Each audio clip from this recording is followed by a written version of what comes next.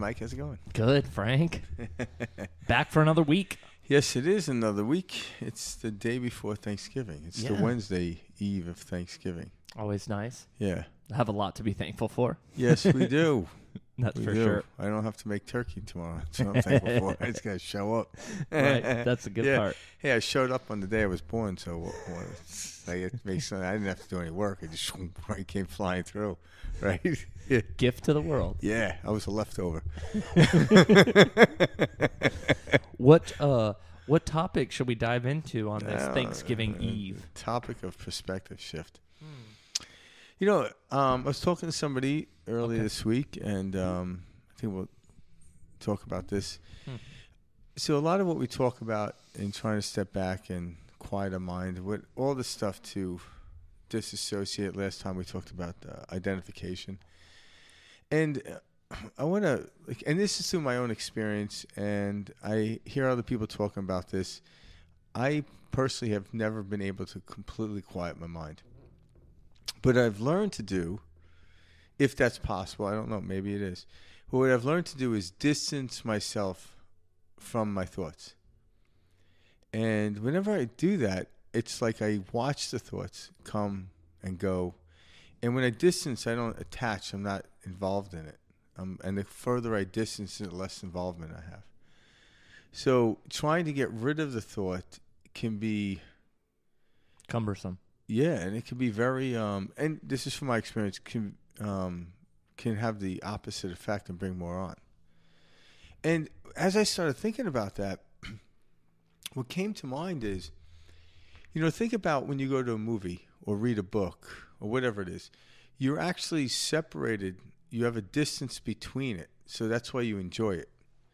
Now, there's parts in a movie or a book that there's association or something going on in your life, and you might dive into it, and like fear will come over you, or happiness, something will come over to you. You get pulled into the book or the movie or the story. But when you realize it's just a story and it's not about you, you're just viewing it, you step back, all of a sudden you have control over the emotional output. Same thing in real life. But what's going on ahead, what we call real life is what's going on ahead. It's just a story that didn't really come with. It's a culmination of ideas and stuff throughout millennia. And then narrowing it down to the field in which we're in. And we attach to, a lot of us will attach to a childhood growing up anywhere from middle school, grade school up to high school. That's why nostalgia is such a big thing in our life. Yeah, it is. And it's an imprinted point because that's when we started really remembering things and applying things. Prior to that, when we were younger, we were more recording information. Like they say that from birth to about 6 or 7, you're pretty much just pulling in information. You're not really outputting, or I shouldn't say outputting. You're not really looking like a out. Sponge. Yeah, exactly. You're pretty much just a recorder at that point. You're not actually. I've heard that. Yeah, putting the speaker on to output it, and by that time.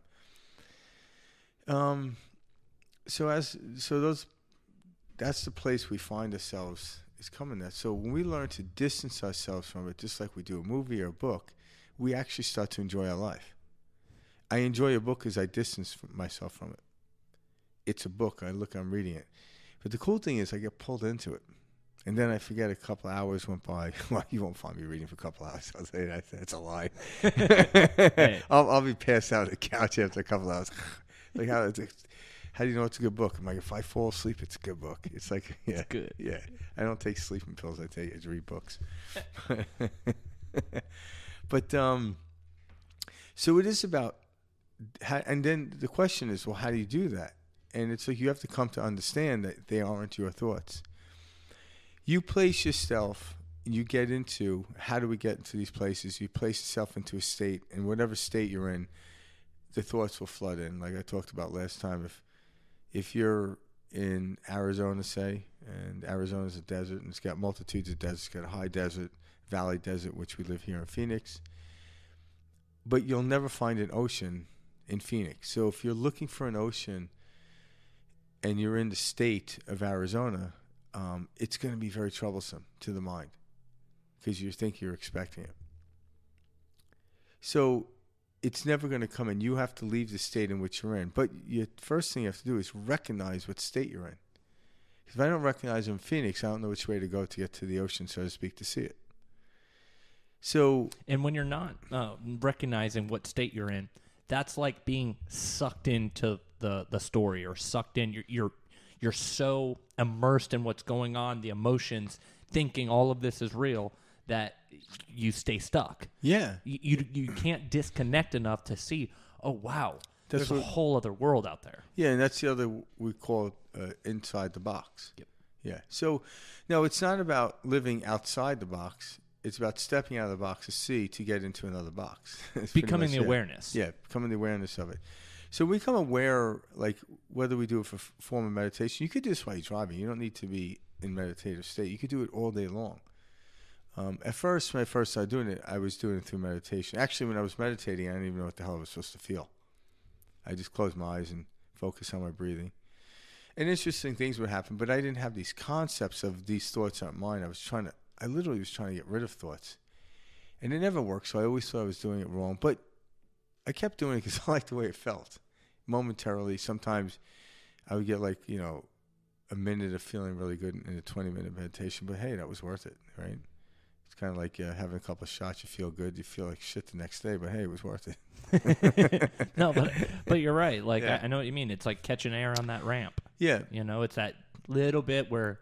Yeah, and it was worth the experience, because as I really come to... The only conclusion I could really come to right at this point in my life is it's an experience. So it's very difficult to know if the experience is right or wrong. We're the ones labeling that. And in the... if I want to go west, I'm heading east, I could say that's non-preferential. So that'd be wrong to get to west. So it's just a directional thing. But is it wrong to go east? No. But if you're expecting to go west, going east would be problematic. Again, if I'm wanting to see the ocean and I'm in a state where there isn't any ocean, that could be problematic if I want to, it could be problematic if I don't understand there's no ocean coming. For me, when it helped me to kind of label it.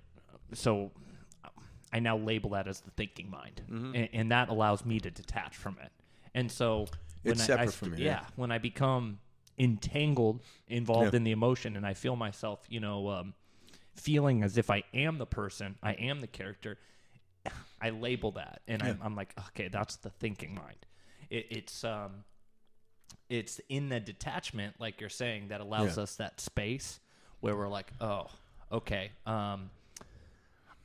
how I feel is really what's the most important thing. Yeah. Yeah, it's almost like, think about thoughts as at the New York City Library.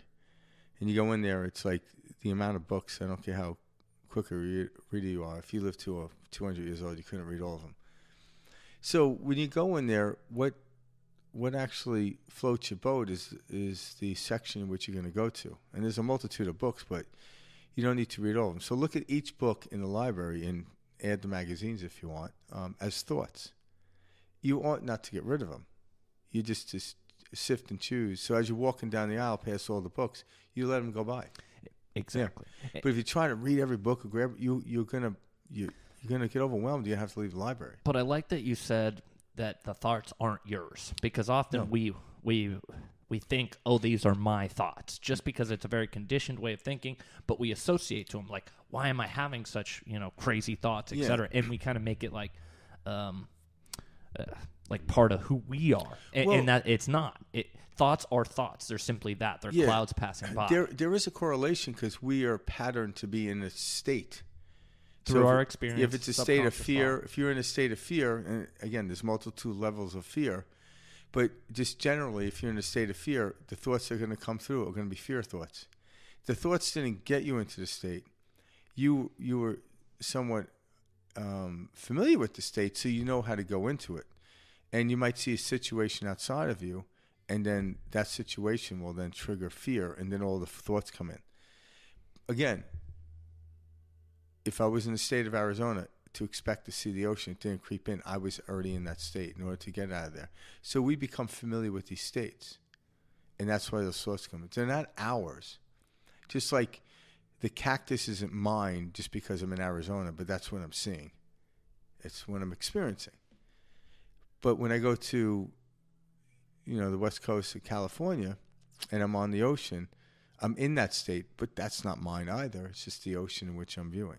So I'm even distancing myself from that. By not taking possession of the thoughts, it allows yourself to create that gap, to create that distance. Yeah. Because now you no longer feel responsible or tied to a thought. So, for example, a thought of depression, a thought of anxiety, as soon as those come up, you see them for what they are, a cloud passing by, and you do not say, oh, I'm depressed, I'm anxious.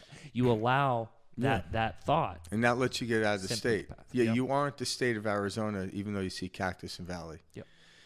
And what we're finding out is when we separate, put distance between that, that's when we enjoy. The reason we enjoy a movie, a play, a rock concert, and all this stuff is because we're not it. We're viewing it.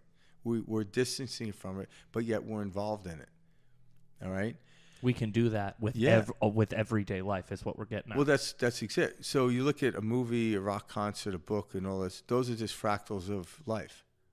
So we experience that. So yet, why do we enjoy reading a book? Why do we enjoy watching a movie or a TV show or listening to music? Because we're separate from it. And now there's a part of us that's viewing it. We are separate from our thoughts. We just don't believe we are. And that's why we don't enjoy it. Unless there's certain thoughts. And then we play this game of like, good luck or bad luck. And so if I happen upon these good thoughts, that's good. But then it's like, oh my God, life's like a roller coaster, like you have no control over it. And I'm like, yeah, but you do, because you stepped onto the ride. It's a roller coaster and the purpose is going up and down. You do have control over the states you're in, but we have to become more steadfast in trying to control. And that's where the game is. The game is staying as conscious and focused as you possibly can. And if you fall out of that, who cares? It's part and parcel of the story. Separate from that as well. Because if you try to always stay, and the goal is to be focused, I'm like, you're going to drive yourself mad. But when you get good at this, all of a sudden you find yourself in focus and out of focus and in focus. But you know how to get back in. Once you find yourself out of focus, that moves you back into focus. And the falling out, the reason, I shouldn't feel this way. No. That's that conditioned pattern of thinking. That's why when we went through school, we were taught not to fail, taught not to make mistakes, etc. So what? You feel yourself fall out. Thank goodness I had the awareness, the consciousness to bring me back to the path. Yeah. That's and the knocking yourself does absolutely zero to help the process. No, and in fact, it's a regression by knocking yourself. Yeah, and there is a correlation. This is why we do it. It's not like there's a madman out there that started school to just mess with our little heads. There is a correlation because what we weren't taught, at least in my household, it was taught like indirectly, not directly, was to focus. We were told to focus. It's like yelling at someone, throw the football, and they don't even know what a football is. Throw the football. I'm like, what the fuck is a football? Like, pardon my French. But what are you talking about? You must show somebody what a football is, how to hold it, how to throw it before doing it. So if we were taught, if we spent the first, say, I'm just throwing these numbers out there, say the first 5 years of our schooling on learning how to focus, yeah, give it a subject or not, but to concentrate and focus on something, everything else would have fell into place. You could have easily done it simultaneously. Doesn't mean you have to eliminate a subject. But we weren't taught to focus. Plus, other people focus on different topics, Well, yeah. It was like if everyone had to focus on the same thing, you know what I mean? Well, I'm saying like if you just went in and focused on your breath, everyone breathes. So it's something that everyone has a heart, so you focus on the pulsating your heart. Everyone looks out at nature, and they'll look at it differently. They breathe differently. Their heart beats differently, but they can all focus on that. And then when you focus on that, you then learn you can control the mind. You go from your heart to your breathing to the tip of your toe. All of a sudden you realize, oh my God, I can feel my toe, I can feel my heart beating, and I can hear my breath going in and out. Just my direction created focus. Now when the teacher pulls up the history of ancient Greece, I know how to focus. And all of a sudden the material comes in and I start to get it. And then the idea of applying it is stepping away from it. Well, how does ancient Greece apply to my world today? That's cool. That's interesting. I really love that take, Frank, because you're right. Like we aren't taught how to focus. No. We're told how to focus. Yeah. Or we're told to focus. focus. Excuse me. Yeah, we're not taught ever it's like how. throw the football, but no one knows what football is. Exactly. So what am I throwing? And That's a damn good what is point. even throwing, you know? Until you show somebody the act of it. And again, focus is an experience. You can tell someone focus on their toe, and they will. Now, Each in their own way. And I'm like, do you feel tingling? And until I suggested the tingling, they probably didn't. You know, feel that when I tell people breathe in your nose, do you feel the coolness? Oh my God, I never noticed it before. Now breathe out your nose, you feel the heat. Oh my God, I never noticed that before. Your attention gets so focused. Now all you did is suggest and focus. So now I can suggest to myself what to focus on. And I'm like, God, I can do that. But it was these practices I had, you know? So we're trying to teach people how to run before they even crawl. And we're wondering why. Think about this. And I don't know the gauge is right, but I'm just going to use it anyway. If 20% of our society is successful, but 100% of them go through school, we're at an 80% deficit in the way we teach, right? And those numbers probably aren't too far off. And then you got another level of 1%. So now there's a deficit in the 99% of something, right? And that's just a concept of abundance, but that's another story. Yeah. But yeah, like if only 20, I've heard this before. I've never did the study, so I don't know, but I've heard this multiple times. In every sector of business or any area of life, only 20% of the people are successful. It doesn't matter what you do. Why is that? It's not like a scientific fact in a sense. It's a study, but why is it 20%, not 100%? Well, that's what we're getting at. You know, what did the 20% know that we don't know? Maybe they understood focus and they didn't know how to teach it or explain it. Maybe they fell into focus. Who knows? We don't know. But it is about focus. And I know this personally because until I understand the concept of focus and started doing it, it seemed like my life was going in this very linear, I was in a circle. I go 5 miles this way, 5 miles this way. I know. After doing 10 so miles, well. I look down. I'm like, damn, I haven't left a spot. You know, I'm going in a circle or I'm linear moving back and forth. I'm like chasing my tail. I'm like, I'm not getting anywhere. And the truth is, there's nowhere to get to, but there is a feeling of movement that we all enjoy. But once I started focusing. That's being immersed, though. That's life is just happening to you. You're not putting your imprint or impression onto the world around. You are allowing the world to happen to you. Yeah, I'm like a ping pong. And you're just reacting. And that's where majority of people are kind of stuck. Yeah, at that point, I was like the ping pong ball, and the world was the paddle. Now, we want to be the paddle. Give it the direction. Give it the direction which the ball goes. And how do we do that? Through focus. Yeah. And it's the experience of focus. And how do you do that? And why are we doing it? Why do we focus? To distance ourselves from the actual thing in which we're focusing on. So great point. So when I started to understand these concepts and, work on myself with this, never in my life had I set a goal. I thought that was bullshit.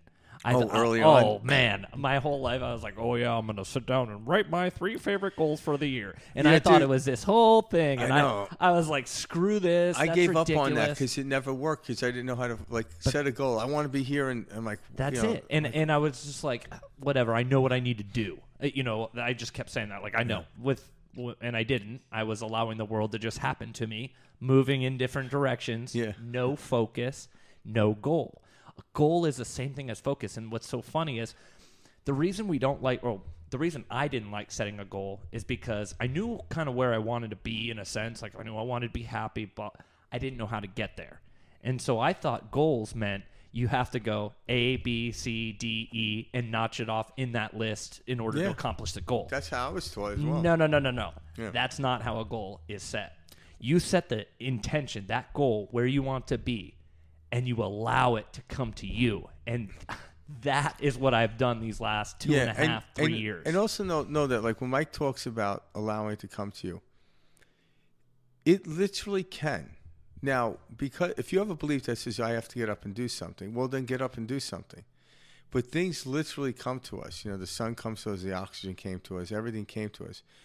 But we came here as beings, not doers, but in the set of being, we physically move around. So when Mike says about let it come to you, all of a sudden the imprint of the impulse comes to you, and then you act on it. Like if you had a slice of pizza in front of you, you're not waiting for it to float up and go in your mouth. You got to grab it. Yep. But it came. No, great point, because like it's not like you sit around and you're like, oh, that $1 million is going to land in my lap. Yeah, when a lot of people I spoke to that had watched that The Secret. That's a great movie. And they were sitting around meditating, and then every once in a while they go look in their mailbox for a check, because I think one of the people on the said like, then all of a sudden checks started showing up. And I'm like, yeah, that could work, but what you're doing is you're focusing on it. And I said, that's the only avenue in which the money could come is your mailbox. I'm like, you're taking out all 5 million other ways it could possibly come out of the equation. 5 infinite ways. And what's funny is because that person said that, they had no idea that's how the money was coming. They were just showing that. So maybe the extension of the explanation wasn't full in its development, which when you actually watch that series, there's again, it was a great kickoff, but when you started studying these principles, there was a lot of stuff that was not emphasized. But again, I think that was for the because when I saw that, it kind of got me excited. But then I knew I was going to wait for it. That's saying it has to come this way. Yeah, and that doesn't work. No. It's setting the intention. It's okay. I want to be in this place in my life, or have this home or whatever. And you set that intention, and you begin to allow yourself to feel what it's like. Yeah. You feel, because this is how you draw the experience to you, as if it has already happened. So that is the state you get in. And then you go about your day. That's coming back to what we're talking about. That's when you separate from it. Because if you don't separate from it, you're going to notice you aren't it. And then that's when the struggle comes. And you can't look for no. It's not it's supposed to arrive. The constant focus on it, that's kind of like blurring the airwaves, if you will. You have to know it has happened. If you are abundant, would you be worried about the bills that are going to arrive next month? Absolutely not. No. So you have nothing to worry about, and it's getting in that state. And guys, Frank and I both understand. Sometimes you're in a real tough spot, a really, hard to fathom spot. But what we're telling you is, even in that spot, you can let go, and you will find that you will not suffer. Those are the spots in where I learned everything. Because when I was up against the wall, I'm like, you know what? That's when you nothing but to do but let go. Yeah, like in other words, if you're at the edge of a cliff and you drop it into 100-foot. The cliff is 100 foot and you drop into water not knowing how deep it is. You wouldn't choose to jump. But if there's a cavalry coming at you, shooting at you, you would do it. You would do it. I'd rather splat in the water or take my chances, but those bullets are definitely going to kill me in the way we think about and the belief we have. So jumping off that cliff is a logical sense. Path of least resistance. Yeah. So a lot of times when you put yourself into a place where there's nowhere to go, this is where the discoveries come. Now, what me and Mike are trying to convey you're right. here, you don't have to get there. You don't have to go rock bottom. I felt like I hit rock bottom, and that's how I allowed myself to be like, wow, man, there's nowhere to go but up. Hitting rock bottom is useful because it helps you, but it's not necessary. Yeah. It really isn't. And that's what we want to teach you, because it's not like you have to go hurt yourself. Like people no. I got or lose all your money or whatever. No, you don't have to do that. Yeah. But people have gotten into car accidents, hurt themselves, lost all their money, and they discovered something. But we're not suggesting. Again, that's a story like going to your mailbox and looking for it. It's like, okay, you're going to give all your money away and you're going to learn something. Like, no, I don't suggest that. No. Yeah, because the people that lost all their money didn't choose that. They were going in a circle and the money was taken from them, but they realized they're still alive. But what created the money? They did. So if they created the money, in other words, if all the paper fell out of the printing press, you just got to put it back in. But the paper is nothing. It's the printing press that's creating the object on the paper. So if you put a certain material in a printing press, before any ink goes on it, it's useless. But then when it comes out the other end as a $100 bill, well, that's the world gives that worth. But prior to it going through its process, it was virtually useless other than the cost of the stock of it. But once it was all assembled as a $100 bill, now you understand the worth of it. But where did it come from? It came from the press. And we are the press. We're pressing upon the world. We are no longer the $100 bill. We are actually the manifesto of the $100 bill. When you can actually separate yourself from the 100 and realize you are the presser, you're the manifesting, a manifester, and what you're manifesting will always flee. I spend $100, it's gone. But I'm transferring it to somebody else. This is why we're taught to invest. So I heard somebody say this about there's a big difference between money spent and money invested. Mm-hmm. And just like anything, spent means it's done, it's finished. Invest is you are expecting a return. Yeah. And that's what we're doing with our life. And that's why investments grow. Now be careful. Yeah, be careful who you talk to. If you actually talk to an investment banker or somebody. No, I'm serious about this. Because if I actually spend, like someone could say, okay, put $10,000 on cryptocurrency. And I'm like, I'm going to take my 10 grand and go to Hawaii. To me, that's an investment. It's an experience. And putting 10 grand on cryptocurrency isn't wrong either. But people like there's no such thing as buying anything other than an experience.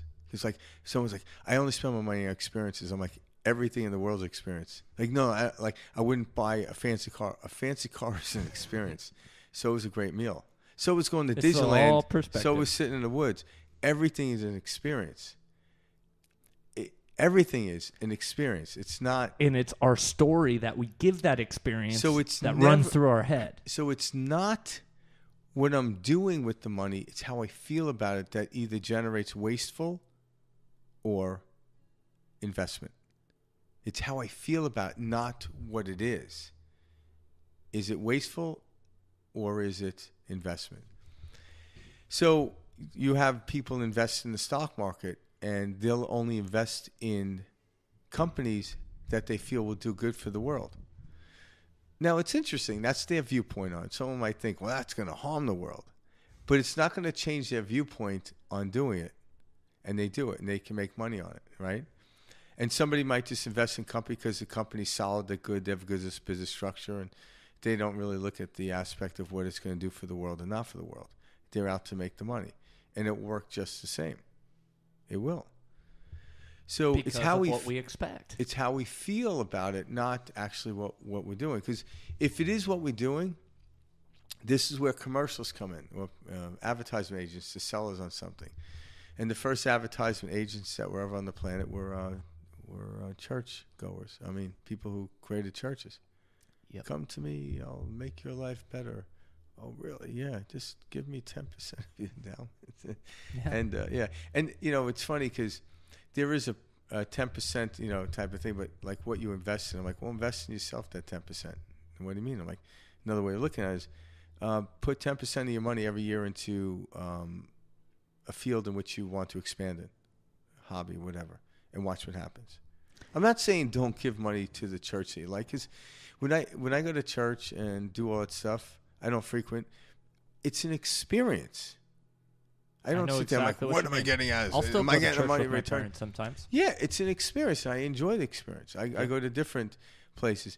It's I go to church and this is I don't mean to be blasphemy about this, but I go to church the same way I go to a bar.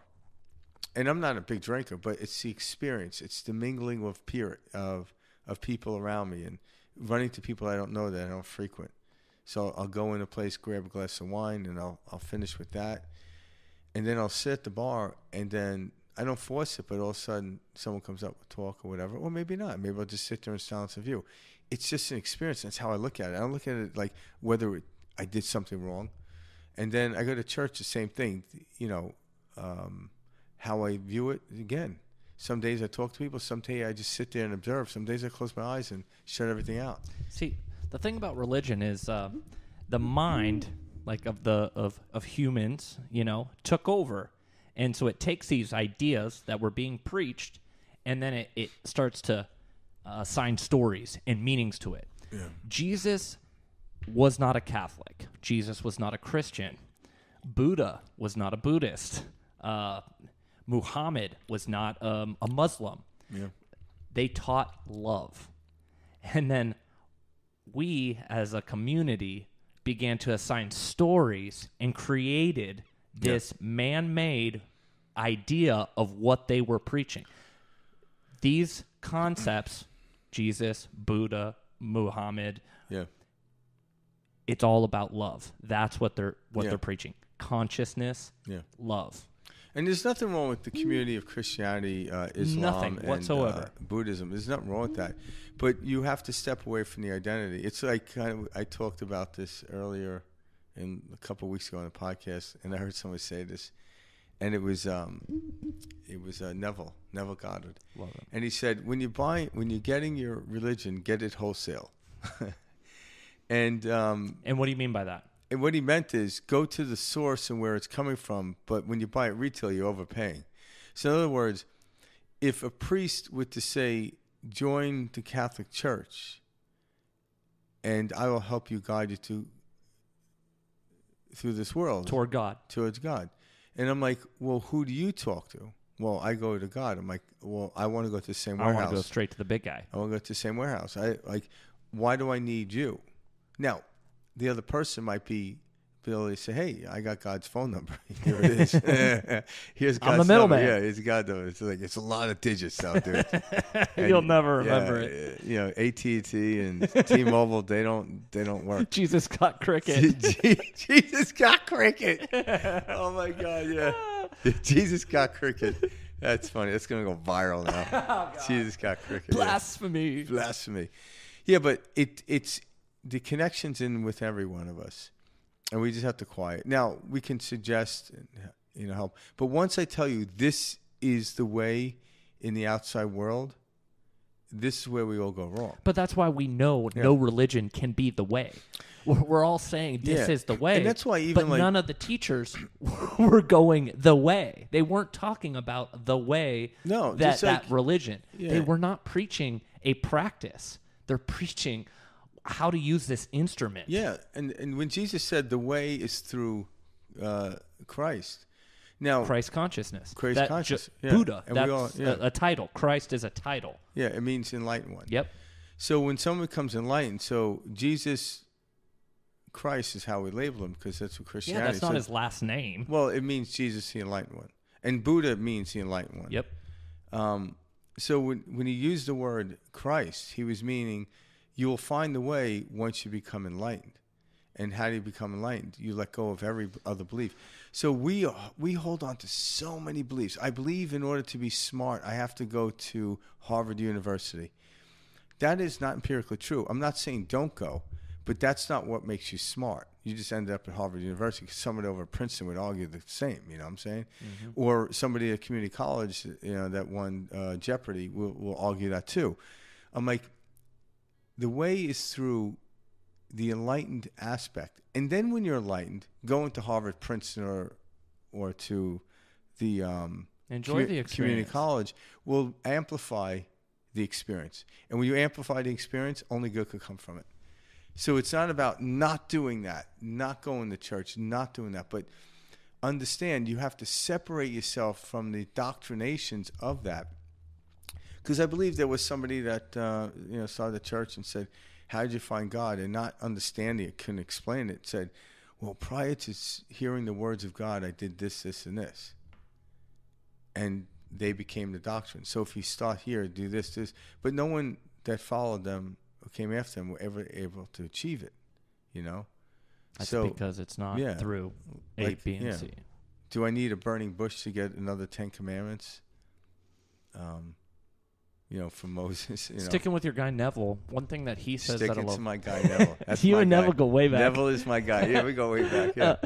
He's speaking through me right now. Hell yeah. Yeah. I love Neville Goddard. He's great. And one of the things, he actually explains the Bible the best, in my opinion. I love hearing him discuss. You know what it is? It's like, again, and I know what you're saying the best. It's truth. It's truth. Feel it. But he's explaining it in a way that me and Mike have never heard before. Yeah. I can't say if he explains it the best. I don't know. but I prefer it. Like, I'm saying, my preference is that there are other people that explain the Bible, and I like their twist, just as valid. But the first time I heard someone talk about the Bible in that way was never God. And so I know what you're saying. It's like, wow, I was never told it that way. He looked at it differently. And what is God? He explains it. God is your imagination. And that's the gift from God. How you want to look at it. Is it actual God, or is it a connection through God? And God gives you the free will to imagine what you want. So what are you going to invest in? Are you going to invest in a horror story? My life sucks. In order to live a shitty life, you have to imagine it. Everything that you experience today, you had to imagine the second before or the moment before. Everything it is was once imagined. So your world came from your imagination. Where did your imagination come? Chances are you were influenced to the outside, someone trying to sell you something. If you don't do this, life is going to be hellish. I'm like, oh, I know I didn't do that. Now I'm going to imagine what hellish life is. And then all of a sudden it happens, like, oh my God, I should have done that thing. I'm like, no, that's not it. You believed in it, so you bought into it, and you imagined a hellish life. You have a really good imagination. So why don't you use it in a more preferential? And guess what? When I find a preference, and I do it, and it works, all of a sudden, a whole slew of new preferential things happen up that I never were aware about, right? When I was a kid, hot dogs. Oh, my God, popcorn. But then when I get older, I'm like, what's this filet mignon stuff? Like, this is holy shit. What's going on here, right? Yeah, hell yeah. Yeah. That's like so, my favorite meal. Like, oh, my God. Like, holy cow. And, like, all of a sudden you eat halibut. And, like, oh, my God. And then I'm sure there's a food out there that I'm not even aware of. I'm like, But I know it's there. I'm not worried about it. I'm not going to get tired of halibut and filet mignon. Obviously, you can tell I'm not a vegan. But Neither am I. I don't discriminate. Hey. I eat vegetables equally as I eat. Well, what story do we want to tell ourselves? It comes down to that. Yeah, exactly. And again, if you believe that that's not true, your belief will lead you down the path to find evidence that's not true, and therefore you're helping the truth for yourself. All truths are true. Yeah. Whatever. And if you don't believe that, it's true. Yeah. You'll experience you end up in a dead end with that. And so we're not here to tell you your belief is wrong. It's just like, what do you believe in and what do you want? And the experience That's will what happen. you will experience. Yeah. So when we actually understand that, what we'll do is we'll stop meddling in other people's lives. Because someone could believe this and someone could believe that. But it won't interfere in my life unless I allow it. And how do I allow it? By trying to stop them. And now it's in my life. I let it. I didn't separate from it. I could separate, That book will not make it onto my desk unless I pull it down and start reading.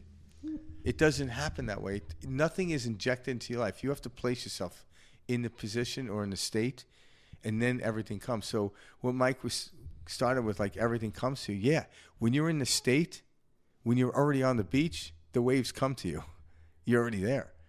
But you have to place yourself in the state. And focus will help you find how to slip into it. But just like falling asleep and just like waking up, you don't see it coming. You never do. No one remembers falling asleep. No one remembers waking up. It's something we do, and that's the brilliance. It's a miracle of life.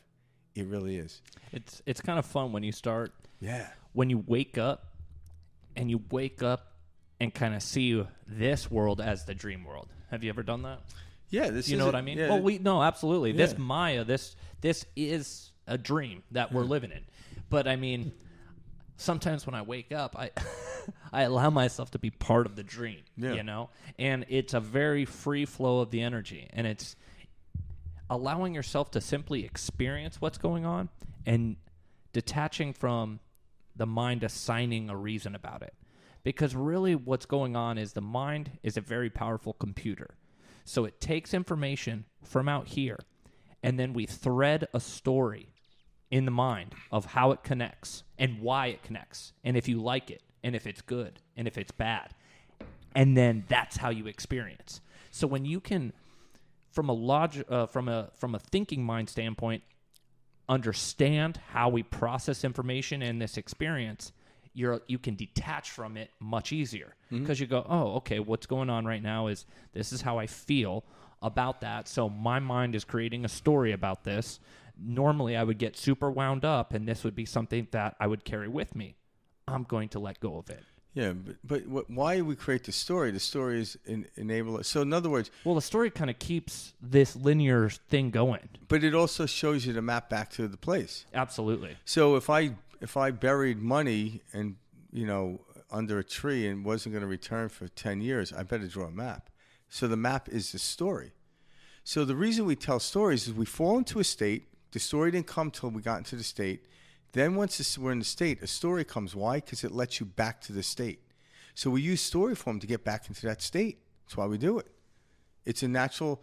It's like, here, where's you buried? I buried it under the tree. I'm like, which tree? Yeah, it was 10 years ago. I forgot. But then you reach in your back pocket and you got the map. It's like, okay. You wrote down a story. And once you go over that story, it brings you right to that state where the money's buried. This is why we create stories. Nothing wrong with them. You're caught in the dream. You understand you're caught in your dream. You allow yourself to be. But the story did not come until we fell into the state. You cannot draw the map to where you buried the money until you buried the money. Once you bury the money, place the dirt back over the hole, put an X on the spot, and then you walk away and you pick a point in which you understand, and then you draw the map from there back to that tree, and you'll never lose that. We're kind of always chasing our tails. You know what I mean? Like that's what we do. Is like it's a big game of hide and go seek. Like, this is how I feel, and then when it happens, we're surprised. And it's like, and we keep playing this back and forth game, and it's with ourselves. Yeah, because the whole idea of going back to the map and digging up the money that you buried or the treasure that you buried is now you're actually going to put it into the physical world. Because when you take any treasure and bury it, it's for a future moment. Because if it's now, you wouldn't be burying it. So we go forth and we create this state, a state of imagination, and you create this feeling, story, and then you draw the map and you let it go. And then you create experience. You create the gestation period for it. 10 years later.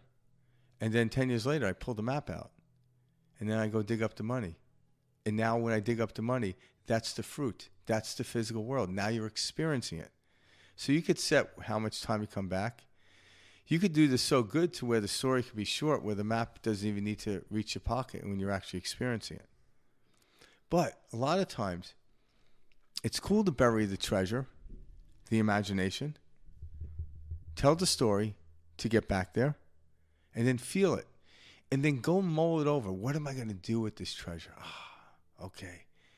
Who am I going to invite? Who's going to be in my world? So now you're really developing it, and you get really cool to it. Now it's like, okay, let's do it. Let's go back, grab that map, X marks the spot, dig it up, and now it becomes into the physical world. Now that it becomes what we call manifested. And that's really what it is. Our imagination is the state in where we buried the money, treasure, and then the map is the story to get us back there. And what Frank's talking about too, like I've also heard an analogy like with a seed, and this is how I like to look at stuff too. So, yes, what we're experiencing right now is manifest. Excuse me. What we're experiencing right now is manifest. It is matter. It is solid. Whatever you want to say. You are experiencing. It's dense vibrating frequency. That's why we can't put my hand through it. There we go. But around all of that is the unmanifest. And this is where this is the good stuff. Yeah. The less focus you put on the manifest and the more you allow the possibilities to be, the more fruit from the tree is kind of a good way that I look at it. But like you take this seed, right? And you can say, okay, this is, what's a big tree? Oak. Okay, this is an oak tree, and we all know what an oak looks like. That those are the ones. Are those in California? Acorns. Those big. Those are redwoods. Yeah. Okay, either or. Either a big tree, picture it. Yeah. We know. I use an oak because I was able to climb. It would be very difficult to climb a red tree. Those are tall. Yeah. You could like how do you climb that thing? Yeah. You need a cherry picker. But it comes from a seed this big, right? Yeah. And so Acorn, from this, we know what is to manifest. And so when we plant that, are we going back and digging it up and looking, did it start yet? No, it's having that faith, having and then knowing that tree will come. And it's in that experience of knowing, like that's this is what happens. You plant the seed, you water it, you allow it to grow. This will turn into. The same concept goes for our thoughts and our imaginations. Whatever seed we plant and we allow it to grow without any doubts, without any worries, without any fear, it will come to fruit. It will come to bear. And you will see this. And it's beautiful, guys, because it works. And this is the amazing thing, because I like you brought up the seed thing. Would you rather have and consume the orange, or would you rather have the seed? Because the seed is the imagination, the origin is the fruit. So if everyone is chasing the money and not focused on the printing press, because the truth is, if I grab the seed, I have infinite amount of oranges, because every orange tree grows and every orange has how many seeds in it? Then I could keep doing it. Become the seed, because in one oak is a forest full of, in one acorn is a forest full of oaks. So we focus on the single oak tree. Place your attention to where it comes from. It's that acorn. It's the seed. And the imagination is the acorn, if you will. And guess what? The acorn is symboled, or the pine cone, or anything which is a seed, or obviously an evergreen, which we kind of look at those as a sacred because they never change. They're evergreen. They kind of seldom change through cycles, so they're solid. And in most religions, if not all, the acorn is representing the pineal gland. So the pineal gland is named from a pine cone. They see it on the staff of the Pope will have it on. You see it all over the place.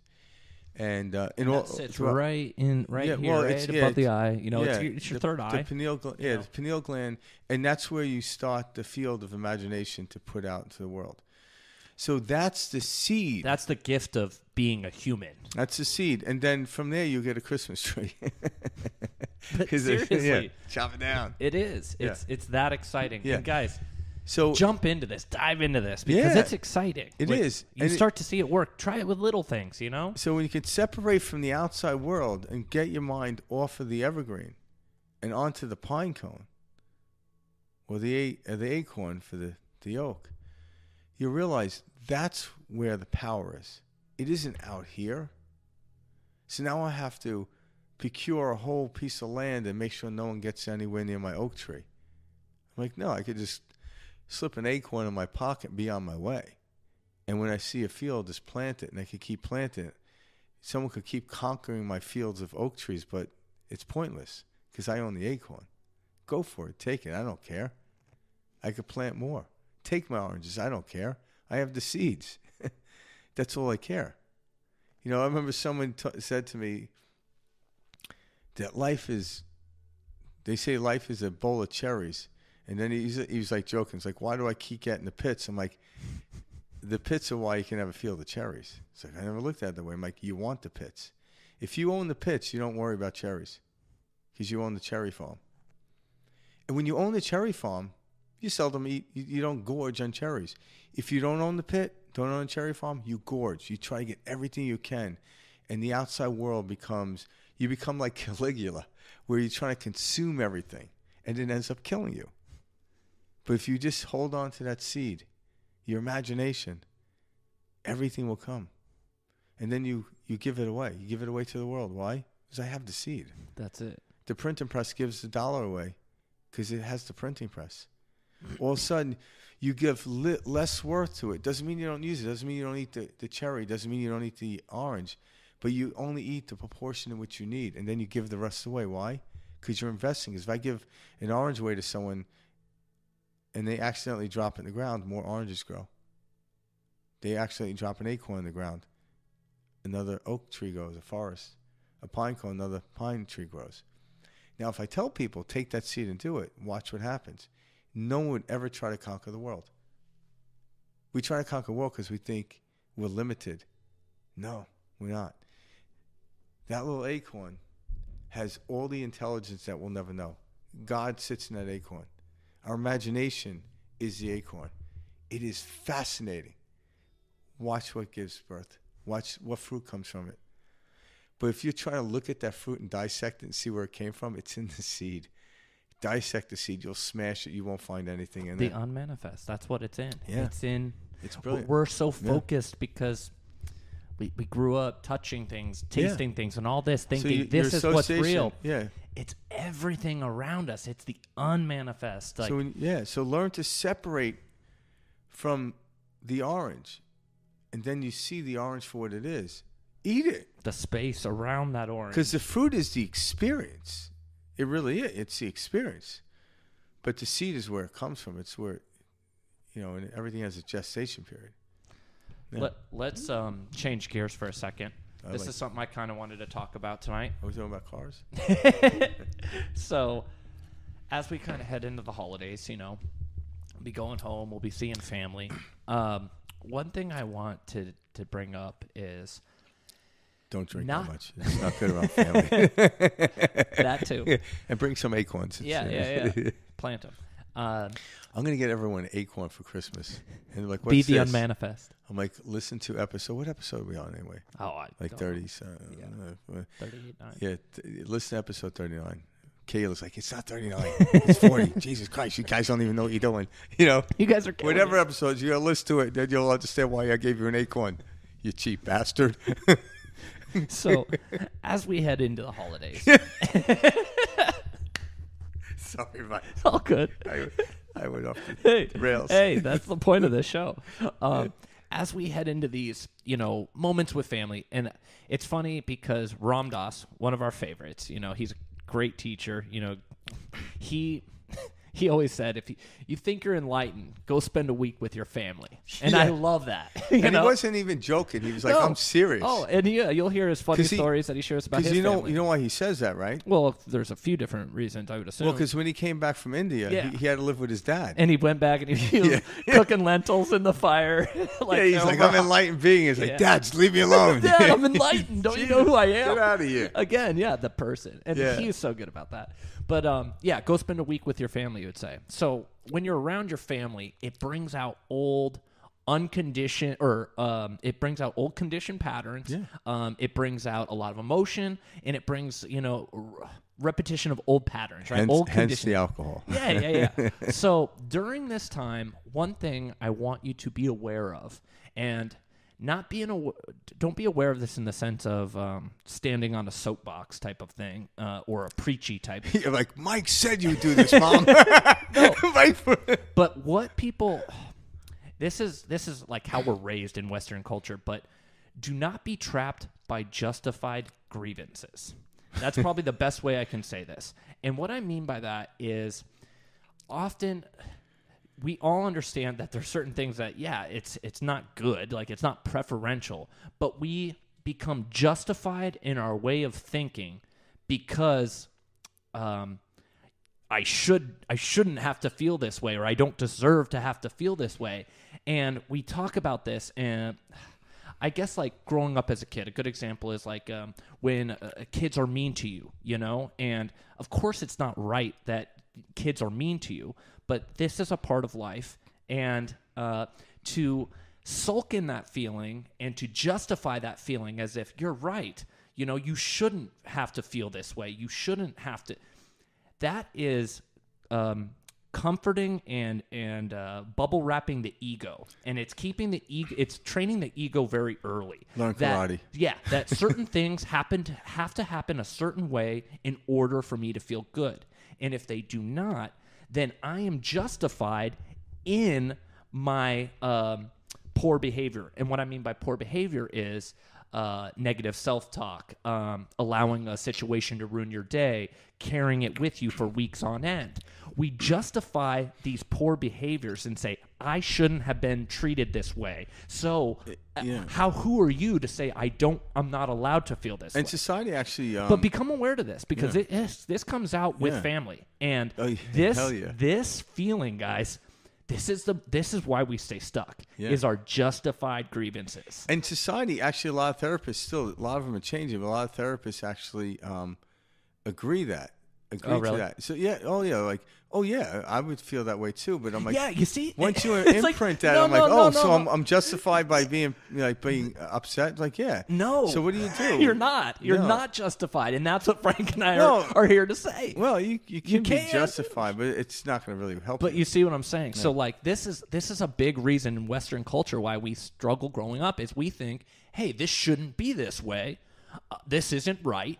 So I'm going to, allow it to ruin my week. I'm going to allow it to, keep me down, keep me upset, and keep me frustrated. The world should be a better place. Says who? Says the thoughts in your mind. That's it. Says the thoughts in your mind. Yeah. Now, there is no... What is a good way to explain? Because, like, I'm afraid to go all in on this because it can come across kind of like people are, like, hey, what do you mean? Well, go all in and we'll back the hell out. By the way, I'm not involved in this. I'm gonna I don't know distance where Mike's myself. going. Yeah, I'll hold the rope at the top of it. I walk this line this is a very fine line to walk because this is a touchy subject for people because they feel very justified in certain feelings. Yeah. Anyway. What I'm saying and the truth is, it is justifiable. Is that the preference you want? Because I'm saying it's all experience, like and your justifications are just a story. Yeah, but all truths are true. Yep. Yeah. So if you feel that person yelled at you, upset, you find the truth of that. You tell that story that leads you back to that. So if I put X marks a spot, and spot. Am I freaking from Boston? Spot. Yeah. Wicked smart. Yeah. I'm like, holy shit. Anyway, where that came from. But if I X marks the spot, there you go. And in that hole is victimization. So when you go back to your family and someone, your older brother or sister says something to you, you have that story. You go back to it and you dig it up and you show it to them at Thanksgiving, and you wonder why this way, because that's the story you told. That's the thing you dug up. You dug up that victim. This is what we do day in, day out. Yeah. And we justify our grievances. Yeah. And then we're like, no, I'm allowed to feel this way. Yes, right? you are. I'm allowed. Wouldn't you feel this way? That's what we do, guys. Yeah. Is we run around saying, wouldn't you? Yeah. And then it's like, well, dude, I'm a dick, or I'm totally wrong if I said that, but no, I wouldn't, because I recognize that I'm not that. See, what I always do is I tell people like, would you feel that way? I'm like, yeah, my dad used to say that shit to me all the time. But you see what I mean about certain topics where it's like clearly? I blame my dad for not getting upset at people saying stuff to me. And I say this in a kind way. What I mean is, my dad did it jokingly. He's like, what are you, a moron, this and that. So if someone else called me a moron, I'm like, yeah, I'm not going to take offense. So my dad would say it all the time, and he loved me. Yeah. He didn't, So it was funny. It's like, it was this game was playing. Like, my dad, I don't know if he intellectually understood what he was doing, but he was insulting me to the point of like, almost like a Zen master does to their student, where they keep showing you it's all mind. They're showing, yeah. So the Zen master will come up onto your right and whack you with a cane. And if you look, he'll hit you on the left. And then when the Zen master will stop whacking you, you don't flinch. And you realize, okay, now I got to do something else. Well, that's the true point. That at that point, you're understanding that everything is simply sensation. No, but I'm saying and you don't have to give a meaning to the sensation. So if somebody said, like I said, no, I don't experience that, I use my dad as the reason why I don't. I'm like, I haven't, So someone's like, oh, we getting punched in the face. Is that bother you? I'm like, no, I boxed. Do I prefer it? No. But I know what it feels like, so it's not uncomfortable for me to a degree. So therefore, I was like, oh. So it proves that it can be done. Now, I use it in humor to get through to people. I'm like, it doesn't have to be that way. So if I come out and say, like, no, I don't feel that way, then there's an arrogance about me from that other person. This is why it's hard to talk about. It comes across as arrogance sometimes. The reason is every human being thinks we all should agree with them. And there's a way to go into it. It's like, I know where you're coming from. And I know you're right. You're absolutely right. You're upset because your older brother said something. But do you like that? And like, what do you mean do I like that? That's how it is. I'm like, it doesn't have to be that way. And I'm like, you start to change that. And that's how you develop the understanding. So in other words, when you go to visit your family and they get annoyed with you, sit back. Observe. But how do you observe? Detach. and just put a little distance between you and the drama and watch it unfold. And when we say detach, it's, oh, wow, normally Yeah. I would find myself reacting to this situation, but I don't need to react. Yeah. That is the space Frank and I are talking See, about. Because from there, it feels better. Yeah. You'll feel it. You're like, oh, I don't have to allow myself to have my knee-jerk reaction. See, I'm the guy that, like, when I get bored, I'll throw something in the middle of the table and then walk into the kitchen.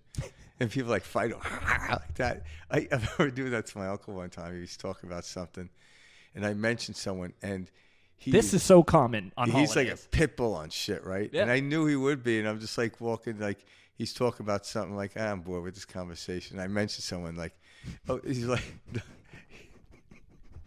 Dude, everybody has an uncle like this and a he story literally like said this. to me, "You know what the best dancer in the world is?" And it was what the hell, freaking Wolverine guy, Wolverine guy. the actor. Oh, Come on, holy cow! We're on air right now. We should know this. damn, I know his name too. Yeah, he's a really good actor. He was in Les Miserables. Yeah, I know his name. I just Oh, we I'm got blanking on we can't go further than this. This is pitiful.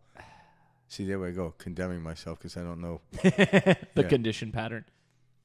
I almost said Hugh Grant. It wasn't No. Hugh Grant. Oh no. It's So- Hugh Jackman. Hugh Jackman. Thank you. Yep, it was Hugh. You were right. So my uncle, I forgot, it was like Thanksgiving or something like that, and he's talking, and he's like, Hugh Jackman's the best dancer in the world. And I'm looking at him like, and then That's the hill you want to and die on. Yeah. And I just walked in. I'm like, Prince is far better. And I walked out of the room, and he lost his mind. And it was funny. He didn't lose my mind on me. He lost his mind on the concept that, and you know, I don't know what he thinks about Prince, but he just went off. And my dad's like, "Why'd you do that?" I'm like, It That's was like throwing a literally- grenade and then leaving the room. And I just remember saying, like, just a pass. I'm like, Prince is far better. And I left. I'm like, Hugh Jackman is the best dancer in the world. I'm like, That is that's a very weird. I mean, even there's Hugh Michael Jackson. Even if there's- Hugh Grant, Hugh Jackman was there, he'd be like, "Are you out of your mind?" But you know yeah, what I man, mean? I'm a good dancer. Yeah. Don't get me wrong. But to label myself the best dancer, so I couldn't help myself. So I threw that little out there, and it was funny. Then I sat back and observed. I don't recommend this. I was just gonna say I would not recommend stirring the pot, This only works in the Daly family. but ultimately, what I'm saying, guys, is allow yourself to become aware of the justified grievances. Don't partake in them. Yeah. Just label it that. When you see it coming up, you're like, oh wow, I'm justifying my behavior and my lack in Yeah, but thinking, no because way- you're thinking in lack when you are justifying. Yeah, but- I'm justifying this because of this grievance. Yeah. And then you can detach and let go. But know this, it did happen. So don't deny it. So Oh no, I'm not saying that. pull out the map, go to the X where it marks Marks the spot. marks the spot, and dig it up and actually put something back in the hole that isn't victimization. So go through the process if you need to. You don't necessarily need to, but understand, yes, I feel this because this happened. But the second you realize or come to a realization that this is an old meme, it's no longer as effective. You might get a little upset, but you're not going to get upset the first time it happened. Just noticing that is separating yourself from it and realize, wow, maybe next Thanksgiving I won't get upset at all. You know, but you got many more Thanksgivings to get over it. It's not trying to get over it. It's trying to recognize what's happening. There's nothing to Yeah. get over. Or just simply just don't go to Thanksgiving. Yeah, you can't, obviously avoiding, because you want to dig that thing up that you buried and set it free and place something that's in its place. And that's how we do it. And our imagination allows us to do it. You can just go forward and just leave all the things that were buried, Let the dead bury the dead and keep that buried and never pick it up. You don't need to dig everything up you buried, because holy shit. Can you imagine all the things that happened to you? You had to go into the forest and dig it all up. What are you doing? Well, I want to replace it. I'm like, why? There's plenty of ground. Why don't you just bury a new treasure that you prefer over there and leave the dead with the dead? That's it. Quicker way. That's the way I prefer.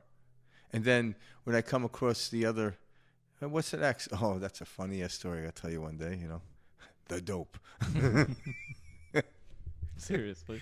If you watched last couple episodes. Was it last week? No, it was the week before. Was it? What were you talking 2 about? weeks ago. Oh man, I don't even remember. But something good. Yeah. So if you were listening, you'll understand. If not, I'm going to force you to go back and listen to it to understand the reference point in which I made. My dad listened to it and he laughed his ass off. Good. Yeah. That's awesome. And then I had to tell my son the story. See, and he laughed his ass off. And he's like, I can't believe you're my dad. Can't believe you said that, Dad. Like, yeah. It's like you. Actually, yeah. That's awesome. My son Tristan will just shake his head like he has this look on his face like an old soul, but he's like, wow, you raised me? Like, he's like far above me. Like, he'll say something like, yep. I remember one time I aggravated him. I was getting aggravated or something. And he looked at me. He goes, hey, Dad, you might want to read your book again. See, that's good. Yeah. And I said, I'm going to. That's your son. I said, if you keep it up, I'm going to have to read it down your throat and shove that book up your ass. Now get in there and clean your room. Going all three-dimensional. I couldn't let it go. I had to go the extra mile with that one. He looked at me and goes, you might want to read your book again. I'm like, you son of a bitch. I like that. Yeah. Yeah, I'm enjoying this ride, buddy. Don't you? Yeah. Get in there and clean your room. If you haven't read Frank's book, check it out. It's called Enjoy the Ride. Oh, he just by plugged, Frank he Daly. just plugged me, yeah. Hey, I got it, man. Yeah, I remember when he was 5 years old, we were sitting on the couch, and I was a single dad, and he always run around, do stuff for him. And one day he was sitting on the couch watching the show. He said, hey, Dad, can you go get me a glass of water? And I look at him, I'm like, is there something wrong with your legs? And God love the kid. He literally examined his legs. He held them out, looked at him. And he's like, no. I'm like, well, walk in the kitchen and get him. And 5 years old, he doesn't know sarcasm. He looked at me like weird, and he got up and got it. Went to the kitchen, grabbed the glass, and poured the water. Like, he had no idea, but he literally examined his legs. That's awesome. But I realized that was the perfect moment for him to go do something. And I use it like, is there something wrong with your legs? And he just looks at him. Well, for more parenting tips, follow Perspective Shift. Yeah. You got legs, don't you, boy? Yeah. Your dad would be proud. Yeah. Your dad's going, that's hell yeah. my son. He's going, hell yeah. Yeah. But now I can't ask my son to get me anything. He's like, is there something wrong with your legs? I'm like, yeah, my foot's going to be so far up your ass, you're going to have to freaking limp around for a week. Yeah. So I don't suggest teaching sarcasm to your child. It comes back. It's karma. It's karma. It's really what it is. Up. Yeah. That's awesome, though. That's good. Parenting tips from Perspective Shift. Yeah. No, but seriously, guys, a lot to be thankful for. Kid comes home from school and the parents got an acorn. Focus on that acorn. What? Focus on the acorn. Mike and Frank told me to focus on the acorn. That's what we say. Focusing is bringing the awareness. Yeah. That's what we're getting at. Yeah. It's becoming not aware being distracted. That you have the ability to shift that focus. Yeah. That's why you start at your fingertips, and then you feel them start to tingle. Then you move that focus to your heart. Yeah. And then when you recognize the heart start beating, then you move that focus to the legs. You become more in tune with your body, and that's the training of and the you focus. you're shutting everything else out. So like I told one of the stories about, I was telling somebody imagination of imagining a 15,000 square foot mansion, and in it I see 7 bedrooms, 5 bathrooms. Like, oh shit, I have to clean these bathrooms. That's not focus. I got distracted by that. That's thought. So then you have to pull back. But if I'm focusing on only the glorious aspect, and people are like, well, what the counter feels like. You have to take the good with the bad. I'm like, no. Because there is no good and bad. There's preference and not preference. Yep. And good I or can bad just focus is an on the impression of the preference. mind. And then I have to allow it to come to me. And the way it comes to me, I accept. And if I accept it, there is no bad. It's all experience. Yeah, is winter bad? Well, I don't like winter. I'm not talking about me, but people say, I don't like winter because I don't like the cold. But prove to me it's not bad. You prefer warm weather. I get it. I'm like, but that's why, God gave us the ability to make jackets and build fires. But prove to me it's bad. You can tell me why you don't like it and tell me stories all day long, but it's not bad. is a preference and not preference. But it's necessary in the secular world we live in. You can't do without it. There would be no summer if there wasn't winter. Unless you live in Arizona. Although it's getting cold now.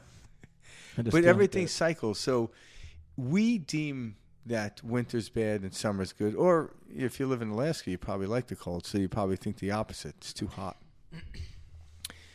But guess what? Just like I could move to Minnesota, or I could move to Arizona, I could move to Florida, I can move to whatever state I want to be in. We can do the same. And I'm just using the physical state in the country in which you live in. But I can move to whatever psychological state I want to. It's my choice. No one's keeping me from it. There are no borders. You don't need a permission slip to get there. You just do it. Nope. Yep. And that's what changing perspective into doing that. Once you do that and shift, you go into the mind, into the imagination place. That is the seed. Then plant it. And when you plant something, why it hasn't shown up already, everything has a gestation period. Thank God when a woman finds out she's pregnant, the next day the baby doesn't pop out. You got to prepare yourself. You got to get that guy that got you pregnant into shape. Like, dude, you got a kid coming. Got 9 months. Yeah, we got 9 months. Get you prepped. I'm going to bar. No, you're going in there and painting the bedroom. Like, what? And all of a sudden you start putting responsibility on the guy. And he's like, oh, shit, this shit's real. And the woman's like, yeah, it's real. You got 9 months to get your shit in gear. And all right. But to a guy, it's like 9 months. I'll squeeze it all into a week. I'm like, that's that guy thing. Hey, I got 9 months. You're sitting at the bar with your friends drinking. I'm like, you're a moron. Get your ass home. Get prepared. Yeah. Because when that 9 months comes, it's like running a freaking ultra marathon.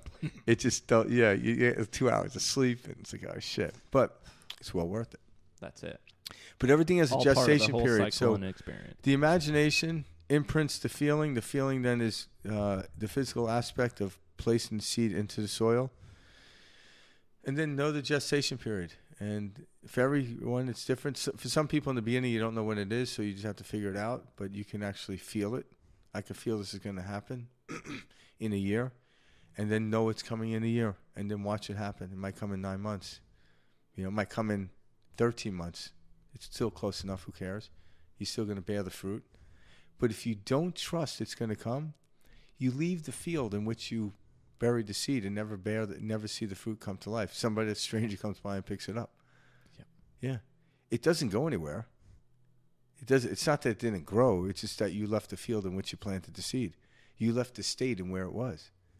But it's in that state. Get back there. It's there. And we actually learn to get into states. Everything is already there. We don't need to bring cacti to Phoenix. It's already there. You don't need to bring to the ocean to California. It's already there. Your job is to get into that state. Experience it. Yeah, experience it. That's the shift in perspective. Hope everybody has a great Thanksgiving. Yeah. We are thankful for everyone out there listening to this. Yeah. We enjoy doing this every week. Yeah, thanks for tuning in. We really appreciate that. Absolutely. Because our parents don't listen to us. I can't even get my kid to listen. He's on YouTube all the time. Like, son, why are you watching it? He's like, not you, Dad. He looks at me like, yeah, I'll get around to it. He's heard me my whole life. He's like, I got enough. Dad, I get enough of this shit in the car. There would probably be something wrong with my son if he's like, Dad, I listen to your podcast today. I'm like, dude, you need help, dude. Like, seriously. Yeah, like, yeah. Well, we hope you subscribe. Leave a comment below. Have a great Thanksgiving, guys. Yeah. We'll see you guys all next week. Yeah, peace out. Thanks, guys. Bye.